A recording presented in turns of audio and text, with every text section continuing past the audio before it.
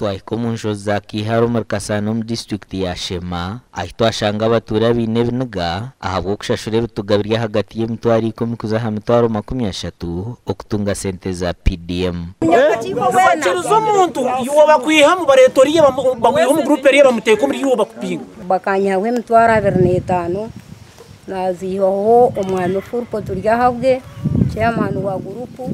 na turejara atwinire mbabazo Dorini bakungera ngo umufizi yo kubanza bakungera ngo ni nyenda kuje kuba ninye natoranwa sente bazinyiro ntaba kakuzinga mutwarabe zaki kugira ngo ntunge kariya kakati mukatandika kuzazuma turya mu gurupu ya tindo bahona akira kunigwize banyaho mutwari 10 nagihereza abakaciko kasako kazuho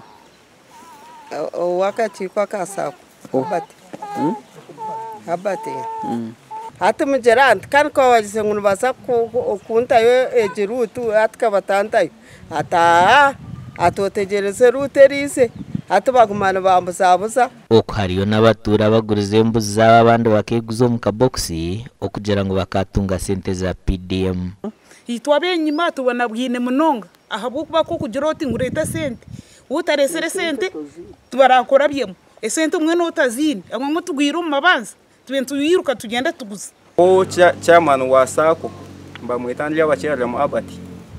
akanyaho emitwaro 10 konka eze sente kuba yeze kuzinyaho banye toroza tinda afunire sente ezo Shanjwe n'ubu wakubotara mutura wecu akacakihara konka wabo inekituga nibakwereze sente zi tunyona ngo niyo mfuri cyo mu konke sente nazo kwasire konka kateka me sente nyingi kateka sente zikuzo mitwaro 20 yo mfuri ki abatakata bakakwasire konka kuna 20 sente ezo ngantarazo kwati kazuho sente ezo nkazihereza group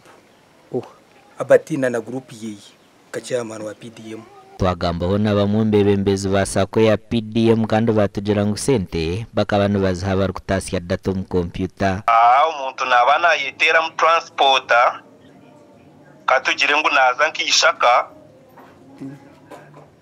nabayine kubana yironda transporter ninga yaba nkoku ubundo umuntu yanaza gukora application bamugambira nke sente za data urukuba naza kumuteko mudata ngwakuba namusasura Kihara n'umwanya gutaro kwikwa buri umwaha bw'inshozi hamwe n'ingenda mbi eci bamwe batwire nko mugisha okwiba batura hamwe no kubaturgunya amakuraga ngasha kwa Michael atwakire